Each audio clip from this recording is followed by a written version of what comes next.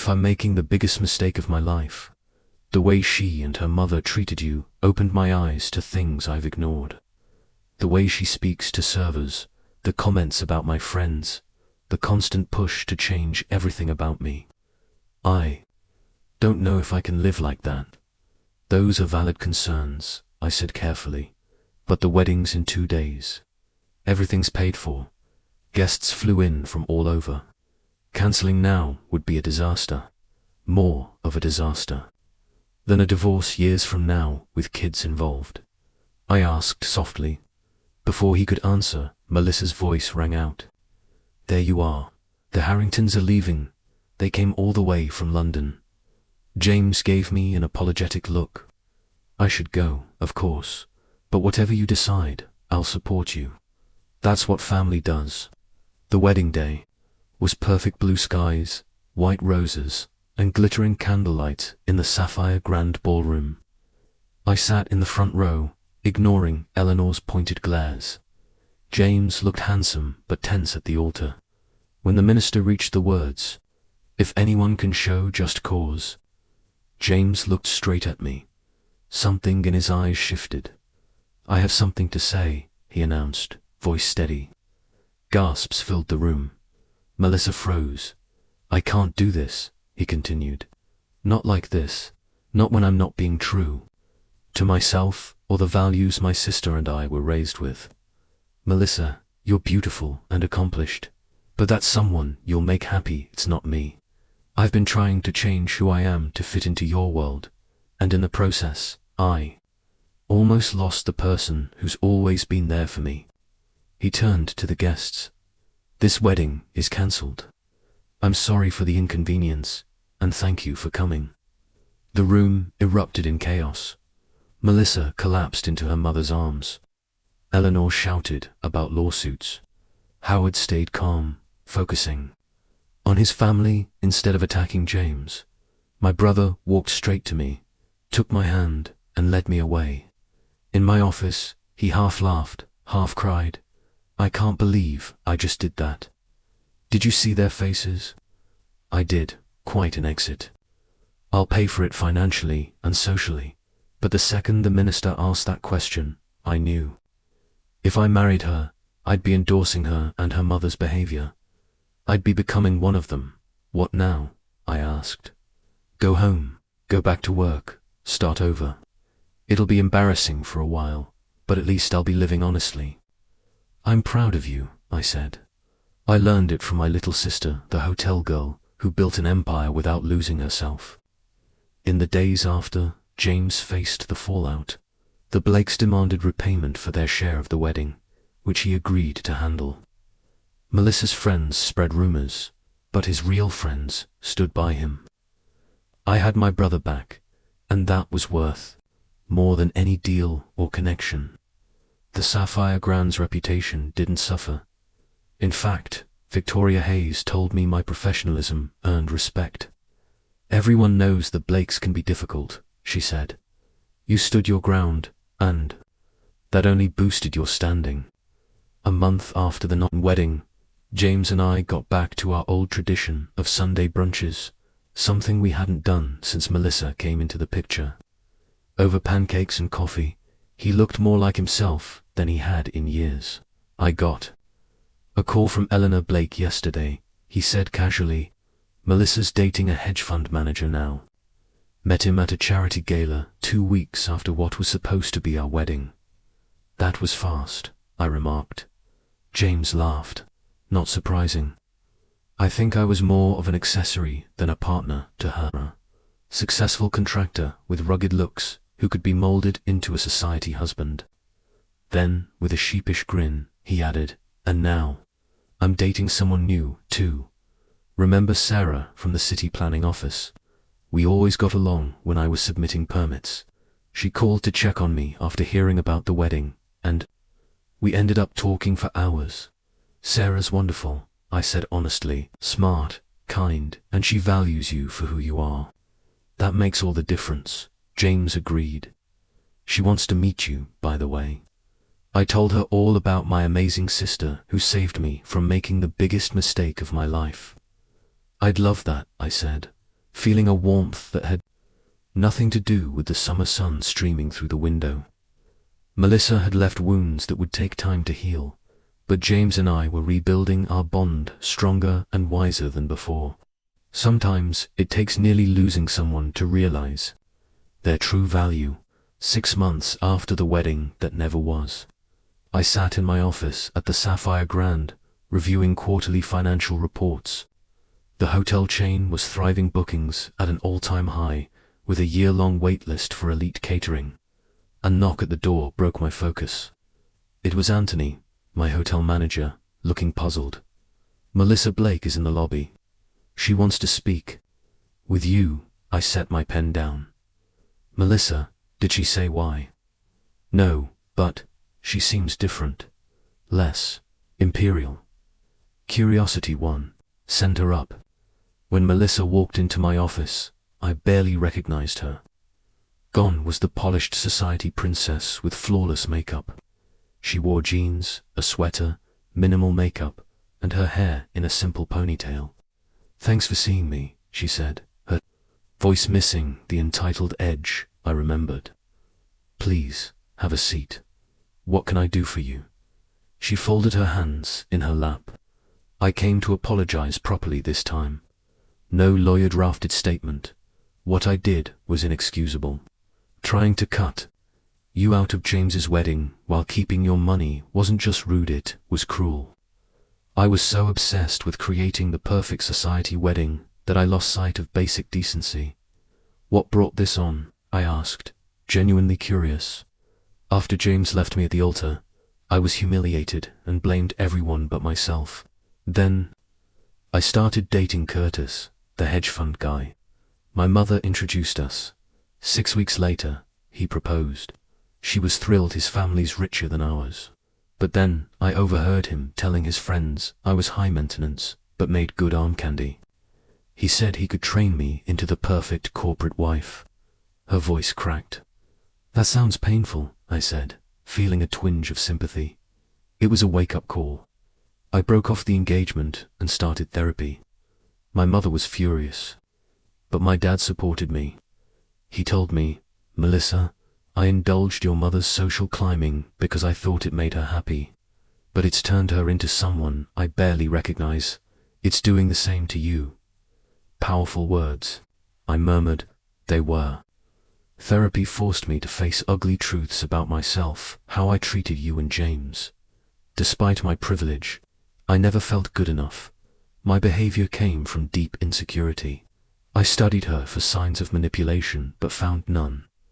"I don't expect forgiveness," she said, meeting my eyes. "I just wanted you to know I'm working to be better."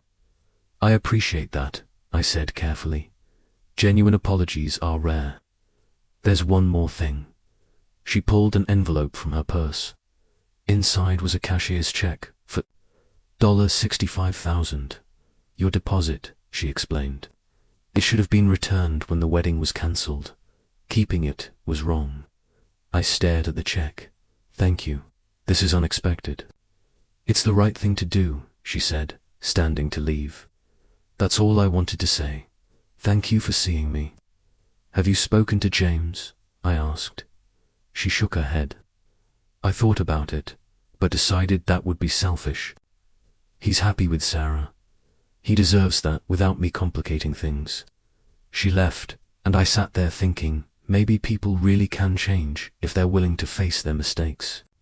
That evening, I had dinner with James and Sarah at my newest hotel. They were glowing, well-matched in values and temperament. Sarah was warm, intelligent, and treated the waitstaff with genuine kindness. "You'll never guess who came to see me today," I told James over dessert. His eyes widened as I described Melissa's apology and the returned money. Melissa Blake admitted she was wrong and gave back the money. "Are you sure it was her?" I laughed. "It was her, a very different version." James shook his head. "People can." "Wedding, this wasn't a miscommunication," I said firmly. "It was a deliberate choice to exclude me while keeping my money." "You offered it as a gift," Melissa snapped. "Gifts don't have conditions." "Actually, they can," I countered. Especially when it's a business transaction with a signed contract. Howard pulled out his phone. We'll sue you for breach of contract. You can try, I said. The contract is clear about my right to cancel, and I have documented proof of the bride's intent to take my money and exclude me. That's a serious accusation, Howard growled.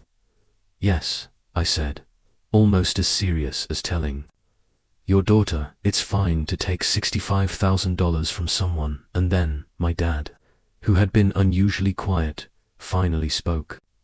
James, is this true? Did you agree to keep your sister out of your wedding? James looked cornered, his eyes flicking between Melissa and me. It's complicated, he muttered. It's actually pretty simple, I said, feeling strangely calm despite the chaos. Either I'm welcome at my brother's wedding as a full, respected family member, or there's no wedding at the Sapphire Grand. Melissa burst into fresh tears. You can't do this. Everything is set. Our guests are flying in from Europe next week. The custom gown, the flowers, the band we booked 6 months ago. I know it's inconvenient, I said evenly, but so is finding out your only sibling decided you're not good enough to attend his wedding. Despite your generous contribution. Eleanor turned to James. This is ridiculous. Call her bluff. We'll find another venue. I gave a thin smile. With 10 days' notice, in peak wedding season. Be my guest. Just know you'll lose the deposit here and most other venues. We'll want full payment up front for a last-minute booking. The color drained from Melissa's face as reality hit. Daddy, do something. Howard Blake looked thoughtful. Maybe we can work something out. What do you want, Miss Warren? Respect, I said simply. A sincere apology, acknowledgement that excluding me was wrong, and a guarantee I'll be treated as family at this event. This is extortion, Eleanor hissed. No. I corrected. This is a boundary. I've spent months meeting every demand, swallowing every insult, and paying for a huge chunk of this wedding. In return, I've been treated with contempt and now cut out completely. That stops today. My mum surprised everyone including me by stepping up beside me. I agree with Natalie. What you planned is shameful, James. I raised you better. James finally looked at me, shame flickering in his eyes. You don't understand the pressure I've been under. I understand perfectly, I said.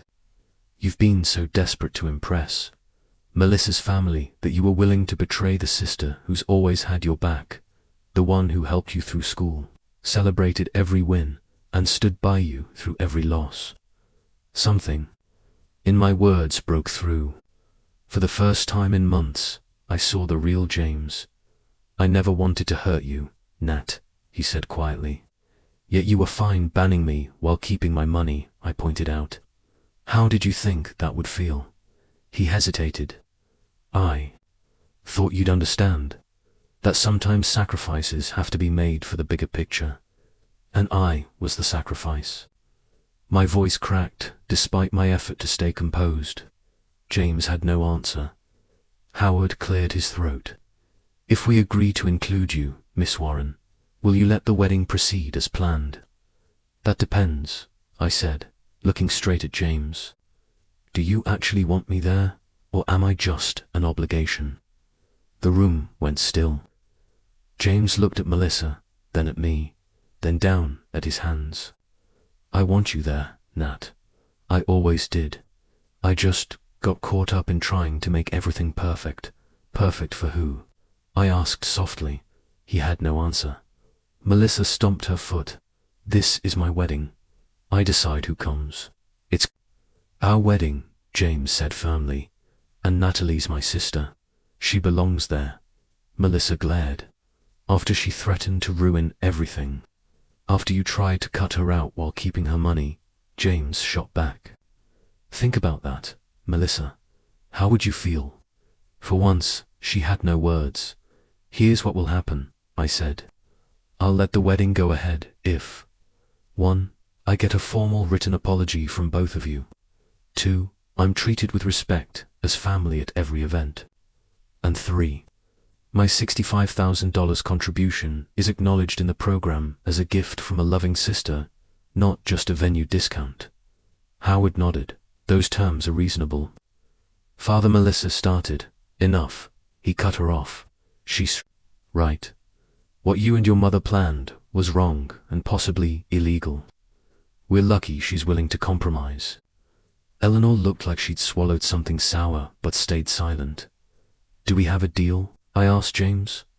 After a pause, he nodded. Yes, and Nat, I'm sorry. I should never have let it get this far. It was a start.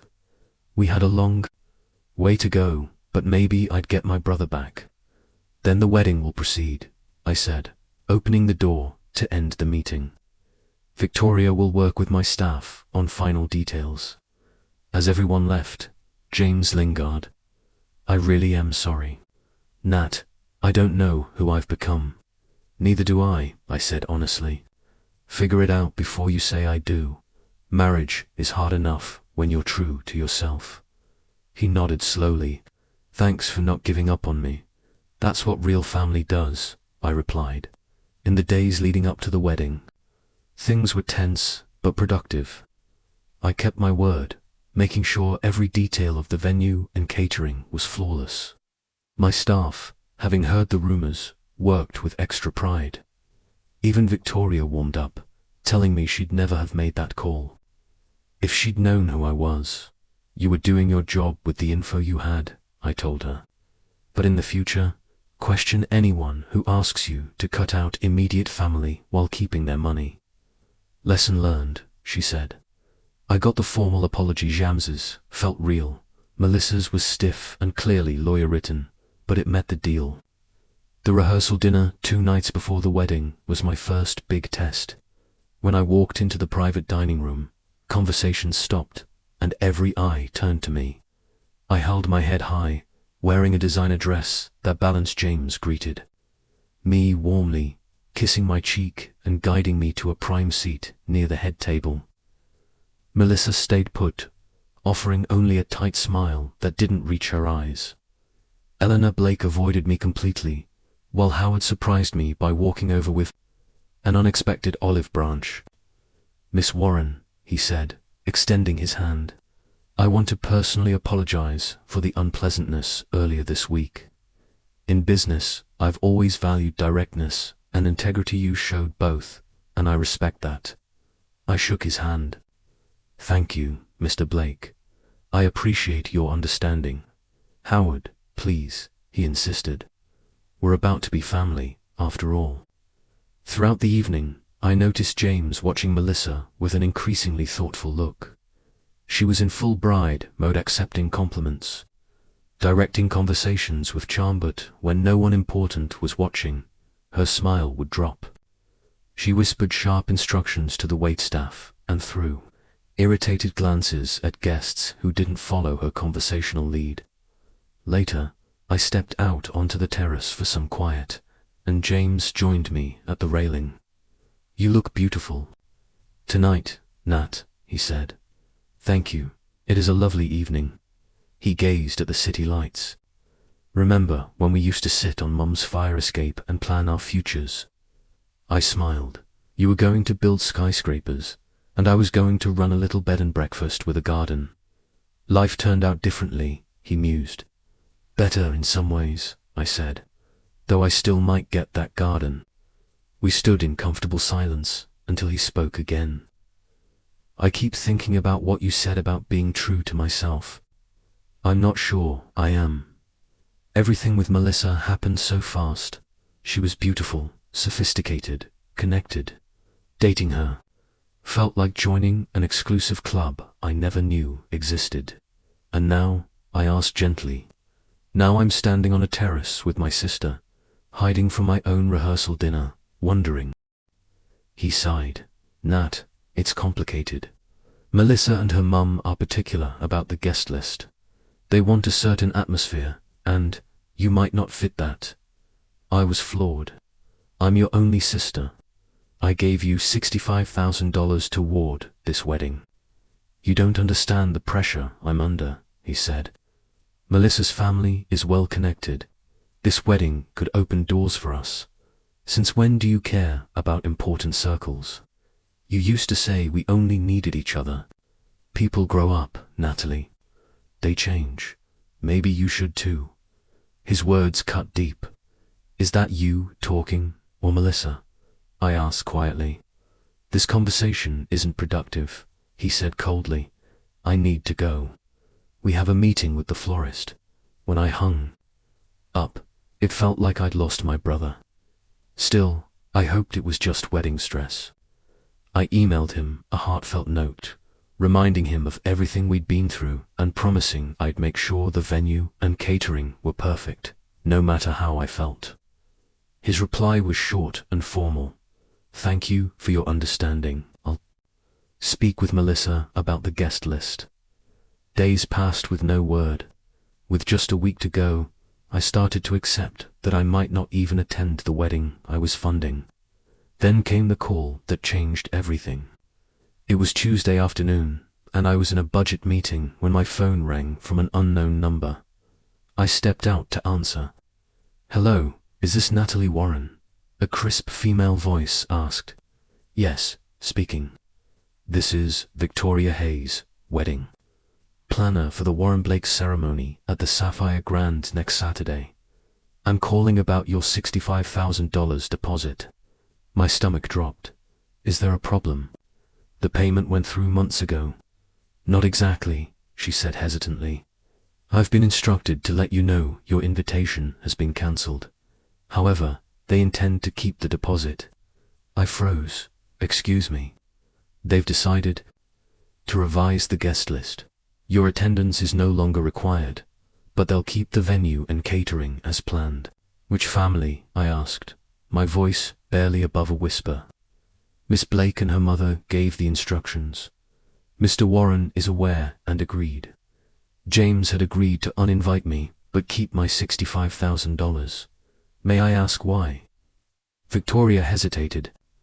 They felt your presence might cause tension, and Miss Blake mentioned your professional connection to the venue could confuse guests about whether you were staff or family. The cruelty of it stole my breath. After years of building my business from nothing, my success was being used against me. I was too tied to my work, too staff, to be seen as worthy of sitting with my own brother on his wedding day. I needed to be sure I'd heard this right. Did James actually say that I had to work in the service industry to be worthy of attending my brother's wedding? I asked. I haven't spoken directly to Mr. Warren about it, Victoria admitted. The instruction came from Miss Blake, but she told me Mr. Warren agreed. I closed my eyes, trying to process the betrayal and the $65,000 I'd contributed. They expected to keep that money and still keep me out. Yes, Victoria confirmed, sounding more uncomfortable by the second. The deposit is considered non-refundable under the contract. Miss Blake said you offered it as a gift, not dependent on your attendance. A wave of anger cut through my shock. This wasn't just inconsiderate, was calculated and cruel. They had used me for my venue, my catering services, and my money, while quietly planning to shut me out of the celebration. Miss Warren, are you still there? Victoria asked after the silence stretched. Yes, I said, my voice calm and clear now. I just want to confirm. The bride and her mother decided I'm not welcome at my own brother's wedding, despite my major financial contribution and the fact that the event is on my property. And my brother agreed. That's my understanding, she replied cautiously. I took a slow breath. Victoria, thank you for calling me directly. I'm guessing you didn't know that I own the Sapphire Grand and Elite Catering, I heard. A sharp inhale on her end. No, I didn't. Miss Blake only introduced you as Mr. Warren's sister, who contributed to the wedding fund, I see. A plan was already forming in my mind. In that case, I have a message for Miss Blake. And my brother. Of course, Victoria said, her professional tone slipping as she sensed the danger. Tell them, I said, to cancel the entire wedding. Victoria gasped. But Miss Warren, you can't, you're not the bride or groom. You don't have the authority. No, I agreed. But I own the venue, the catering company, and the hotel they booked for out-of-town guests. And under Section 12 of their contract, I can cancel any event that violates our company's core values, respect and integrity among them. Silence. But the deposits, the guests, everything's arranged, she stammered. Yes, unfortunate timing, I said coolly. Tell them that unless I receive a formal apology and an invitation by 5 p.m. today, the Sapphire Grand is no longer available. All deposits will be forfeited as per the contract. This is highly irregular, Victoria protested. I've never seen anything like this. Neither have I admitted. But I've also never been uninvited from my own brother's wedding after paying for it. Please deliver my message. I ended the call, leaning against the wall, heart pounding. Part of me couldn't believe I'd just done that. Another part knew it was long overdue. For years, I'd let Melissa and her family disrespect me while I kept the peace. I'd watched my brother turn into someone I barely recognized. If James wanted Melissa's elitist values over our bond, fine. But not in my venue, with my money, and without me. Within minutes, my phone rang. James, then Melissa, then Eleanor. I ignored them all and returned to my budget meeting with a calm smile that baffled my team. Everything okay? Anthony asked. Actually, yes, I said. Things are finally becoming clear. By 4:30, my phone, email, and office were flooded with frantic messages.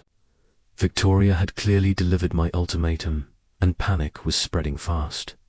The wedding was in 10 days. Over 200 guests had RSVP'd. Deposits had gone to florists, photographers, entertainers. At 4:55, a commotion broke out in the lobby. James arrived with Melissa and both sets of parents. I had my assistant lead them to my private conference room, not to my office. This was no longer family drama. It was a business matter. When I walked in, the tension was thick. Melissa was red-eyed and clinging to her mother. Eleanor looked furious. My parents seemed confused, and James, my brother, looked like a stranger, his face tight with anger and embarrassment. What the hell are you doing? He demanded as I closed the door. I stayed standing, hands clasped. Enforcing the contract, I said evenly. And finally standing up for myself. Melissa's father, Howard, stepped forward, trying to loom over me. This is outrageous. We have a binding agreement. You can't cancel with 10 days' notice. Actually, I can. Section 12, clearly, says I can cancel any event that violates our ethical standards or risks our reputation. Ethical standards? Eleanor scoffed. Excluding the venue owner while keeping her financial contribution is fraud, I said. It violates both our values and, potentially, the law. We didn't exclude you, Melissa cried. We just revised the guest list. By removing only me, I pointed out. After taking my $65,000, my mother stepped forward, clearly baffled. Natalie, why wouldn't you be invited to your own brother's wedding? I looked at James, giving him a chance to speak. He stared at the carpet. Maybe James or Melissa would like to explain, I said after a long pause. This is a misunderstanding, James muttered without conviction. Victoria must have gotten it wrong. Victoria, who'd been quietly standing in the corner, straightened. I followed Miss Blake's instructions exactly. I was told to rescind Miss Warren's invitation and confirm the deposit would be kept. Eleanor waved her hand. Ridiculous. Miscommunications happen at big events. Not a reason to blow up the whole color scheme is all wrong for Melissa's vision. Would you be willing to reupholster the chairs and replace the drapes? I blinked. We can certainly add chair covers and decor to match your palette, I offered. But fully 200 chairs would be expensive and unnecessary. Melissa pursed her lips. Mother, maybe we should just go with the rosewood. James gave me that pleading look I'd seen since childhood, the one that meant please, just give in so we can keep the peace. I took a deep breath and smiled at her. Why don't you show me your Pinterest board? I'm sure we can find a way to make the space exactly what you want. That cracked the door wide open. Over the next hour, Melissa described a wedding, straight out of a royal fantasy, imported flowers, custom lighting, a champagne fountain, and a 10-tier cake. When Anthony quietly handed James a preliminary estimate, his face went pale. Even with my owner's discount, it was well over $100,000. That's when I made a decision that would change everything. As my gift to you both, I said, I'll cover the venue and catering deposit $65,000 toward your big day. James's eyes widened. Nat, that's too much. We can't accept it. But Melissa and Eleanor exchanged a quick glance. That would be lovely, Melissa said smoothly. We accept your generous offer. Even for me, $65,000 was no small amount. It was several months' profit. But I told myself it was worth it to support my brother and maybe build a bridge with my future in-laws. Planning began right away. Melissa hired Victoria Hayes, one of the city's most exclusive wedding planners. I assumed I'd be included in major decisions, given my financial contribution and the fact that it was my venue, but I quickly learned otherwise. Melissa scheduled tastings with my catering team without inviting me. Victoria sent emails about architectural changes to the ballroom but never copied me. When I asked James why I was being excluded, he looked uncomfortable. Melissa just wants everything perfect, he said. She thinks there might be a conflict of interest if you're too involved, since it's your business. I swallowed my hurt and tried to respect their process. But Melissa and Eleanor's demands became more extreme. They insisted we remove a historic chandelier because it didn't match her color scheme. They made my chefs create 15 different sample menus before deciding. They booked meetings with my already overworked coordinator at odd hours, then cancelled last minute. Through it all, I stayed professional. I wanted James's wedding to be perfect, even if it meant putting up with Melissa's bridezilla behavior. My staff did their best to keep up, though I could see the strain. You're a saint, Anthony told me after one particularly bad meeting with Eleanor. If she wasn't your future family, I'd have shown her the door weeks ago. 6 months before the wedding, I processed the $65,000 deposit myself, specifying that it covered the venue rental, basic catering package, and rooms for the wedding party. Any upgrades, special requests, or extra guest rooms would be billed separately. As the date got closer, I expected a formal invitation. When 3 months passed, with nothing in my mailbox, I brought it up to James in one of our rare phone calls. Oh, the invitations went out last week, he said vaguely. Melissa handled the guest list. I'm sure yours is on the way. Another month passed, still nothing. I told myself it was a mailing error, or that they assumed I didn't need an invite, but unease started to creep in. Then my cousin Dana called. The invitation is gorgeous, she gushed. That gold foil embossing must have cost a fortune, and the handwritten note from Melissa was such a sweet touch. My stomach dropped.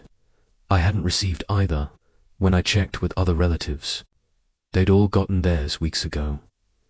That night, I called James. Is there something I should know about the wedding? I asked as calmly as I could. Everyone else seems to have received their invitations. There was a long pause.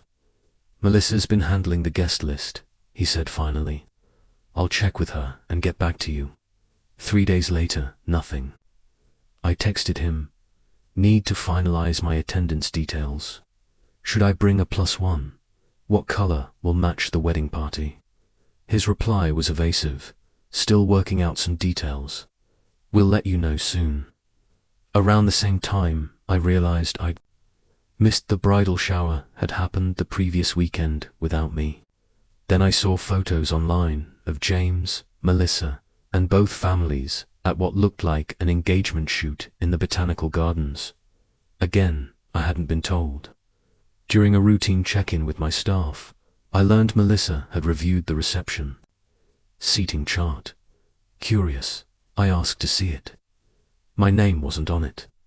There must be a mistake, I told my coordinator. I'm the groom's sister. She looked uneasy. Miss Blake was very specific. She reviewed every name multiple times. It all came to a head when our parents invited us to a family dinner 1 month before the wedding. It would be the first time in years Mum and Dad had been in the same room. We were all seated together, which felt like a nod to how important James's marriage was supposed to be. The dinner took place at an upscale downtown restaurant with James, Melissa, both sets of parents, and me. From the moment we sat down, the tension was impossible to miss. Melissa kept leaning toward her mother, whispering and glancing at me.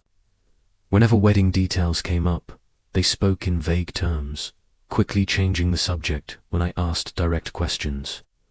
Midway through the main course, Eleanor made a comment that sent a chill through me. The atmosphere is everything at a wedding, she said, swirling her wine. The right guests, the right connections. A wedding isn't just a party, it's a statement about your place in society. Melissa nodded. Some people just don't understand the social weight of a high-profile event, she added, looking straight at me. My father, never one to pick up on subtle digs, laughed awkwardly. Natalie knows elegance just fine. Her hotels are top-rated in the luxury category. Eleanor smiled without warmth. Yes, but there's a difference between serving the elite and being one of them, isn't there? The meaning was crystal clear. To them, I was the help, not their equal. I looked to James, hoping he'd speak up for me, but he just stared. At his plate, my mum, sensing my discomfort, tried to change the mood. Natalie has been so generous with her contribution to the wedding. The venue looks beautiful. Melissa's response was sharp. Yes, the financial help has been useful, though we've had to make major upgrades to get it up to standard. It felt like a slap. My flagship hotel, my pride and joy, was being dismissed as substandard by someone who had never worked a day in her life. The Sapphire Grand is a 5-star property, I said evenly. We host diplomats, celebrities, and plenty of high society weddings. Eleanor patted my hand in a tone dripping with condescension. Of course, dear. We appreciate your venue's effort to match our vision. After dinner, I tried to pull James aside, but Melissa intercepted. James, darling, we need to talk to Daddy about the rehearsal dinner, she said, whisking him away with a triumphant look. Later that week, a friend from Melissa's country club sent me a disturbing message. She'd overheard Melissa laughing with her bridesmaids about the hotel girl who thought she'd be at the wedding. She actually thinks she'd be at the family table, Melissa reportedly said, as if we'd want her front and center in the photos. But we'll keep her happy until the big day since she controls the venue. One bridesmaid asked, what about the $65,000 she gave you? That's a lot to take without inviting her. Melissa's reply chilled me. That money's already spent. What's she going to do, ask for it back? Besides, James says she's loaded. She'll get over it. That night, I called James. Am I invited to your wedding or not? I asked bluntly. Because I'm hearing Melissa has other plans. I'm Natalie Warren, 34 years old, proud owner of Sapphire Luxury Hotels and Elite Catering. My brother James and I have always been inseparable. We survived our parents' divorce and built our lives side by side. So when he got engaged, I happily put down $65,000 as a deposit for his dream wedding at my best venue. But last week, his wedding planner called with news that broke my heart. If you're watching this, drop a comment telling me where you're from. Hit like, subscribe, and stay tuned for a wedding disaster that taught me what family and self-respect really mean. James and I grew up in a modest Boston neighborhood. He was just 2 years older. But he took his role as big brother seriously. Every day he'd walk me to school, holding my hand at crosswalks and making sure no one messed with me. We had a bond some siblings never get. Everything changed when our parents divorced. I was 12, James was 14. The split was ugly late night. Fights, slammed doors, and a tension that never went away. Our dad, Robert, was a workaholic accountant who barely made it to family dinners. Mum, Linda, felt neglected and eventually found comfort in someone else. Neither realized how much their breakup would affect us. After the divorce, our parents barely spoke, and when they did, they used us as go-betweens. Tell your father he's late on child support. Or, ask your mother if I can pick you up earlier on Sunday. James and I quickly learned to rely on each other, not them. Money got tight fast. Mum had been a stay-at-home parent and had outdated job skills. Dad moved into a small apartment and seemed more interested in his new girlfriend than paying bills. By 16, I was working at a diner after school. James stocked shelves at the grocery store. We pooled our money to buy groceries when Mum came up short. "We only have each other, Nat," James would say as we counted coins on our bedroom floor. "No matter what, I'll always have your back." That promise carried us through high school and beyond. When I went to college for hospitality management, James was my biggest supporter. He skipped college, went into construction, and worked his way up to foreman by 23. Every month, he sent me part of his paycheck to help with textbooks and living expenses. I started my career as a front desk agent at a boutique hotel while finishing. My degree, my dedication paid off within a year. I was promoted to supervisor. By 27, I was director of operations at one of the city's most prestigious hotels. That's when I took my biggest leap. With my savings and a small business loan, I bought the Sapphire Grande, beautiful but failing historic hotel. It had charm but terrible management. I worked 18-hour days for 2 years, renovating it and rebuilding its reputation. James was there the whole time, using his construction contacts to get me good deals on reliable contractors. On weekends, he and his crew handled smaller projects for free. "Consider it an investment in our future," he'd say with a grin. By its 3rd year, the Sapphire Grande was profitable. I expanded to a 2nd location, then a 3rd. By 30, I owned 5 luxury hotels and had launched Elite Catering, specializing in high-end weddings and corporate events. James never stopped being my rocks, celebrating every win, showing up for every crisis. When a pipe burst at the Sapphire Boston, flooding thousands of dollars worth of property, he drove 3 hours in the middle of the night to help me handle repairs. Our parents noticed our success, but in different ways. Dad suddenly wanted to reconnect, inviting us to fancy dinners and introducing us to his business associates. Mum got strangely competitive, downplaying our achievements. Neither admitted that we'd made it despite their absence, not because of their help. Then came Melissa Blake. James met her at a charity golf tournament where my catering company was providing lunch. She was stunning, sophisticated, and came from old money. Her father owned a chain of car dealerships across the Northeast. Her mother sat on several elite cultural boards. From the start, I felt something was off. Melissa spoke to the catering staff with a cold, dismissive tone. When James introduced us, she gave me a smile that didn't reach her eyes. "Oh, you're the little sister who works in hotels. How quaint." She glanced around like she was searching for someone more important. James fell head over heels. Within weeks, he was spending all his time with her. She brought him into her country club circle, took him to exclusive restaurants where the staff treated him like an outsider. Slowly, he changed. He started talking about the right people and our kind of place. He traded his trusty pickup for a luxury SUV he couldn't afford. Our weekly sibling dinners became rare, and when they did happen, Melissa came along checking her watch whenever we reminisced about our childhood. Melissa and her mother, Eleanor, didn't bother hiding their dislike for me. At James's birthday dinner, Eleanor asked condescending questions about my little hotel business and seemed disappointed when I told her how big it had grown. "Well, I suppose anyone can succeed in America these days," she said with a tight smile. "But, of course, there's a difference between new money and established families." Melissa nodded. "It must be exhausting, working in service. All those complaints in dirty rooms.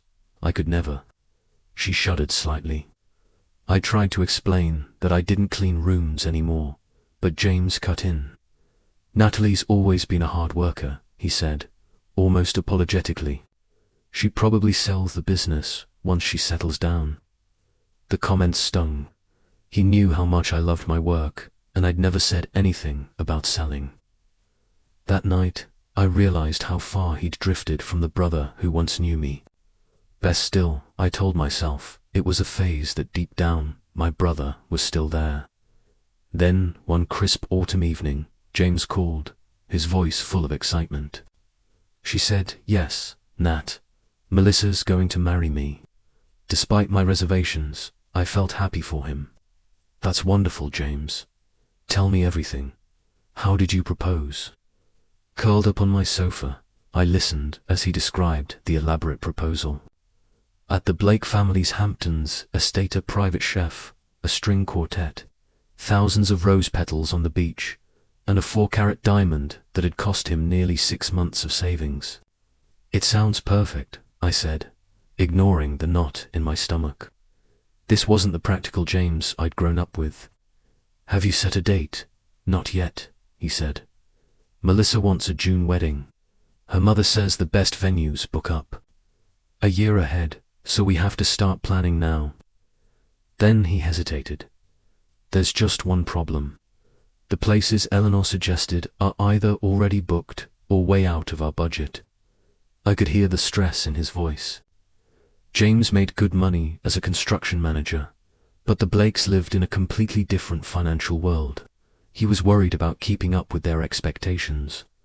"What about the Sapphire Grand?" I suggested. "The ballroom holds 300 guests, and the gardens would be perfect for a June ceremony." Silence. "I don't know, Nat. Melissa has her heart set on the Rosewood or the Peninsula." "The Sapphire Grand was just ranked above both in Luxury Travel magazine," I pointed out. "And as the owner's brother, you'd get first choice on dates and a huge discount." After a pause, he said he'd talked to Melissa. 3 days later, he called back. "Melissa will consider the Sapphire Grand, but she wants to see it first. She's also concerned about the catering. Her mother knows several celebrity chefs. Tell her Elite Catering can handle anything she dreams." "Up," I said, trying to keep the irritation out of my voice. "We have 2 Michelin-trained chefs on staff." The tour was tense. Melissa and Eleanor walked through the grand ballroom with critical eyes, whispering and taking notes.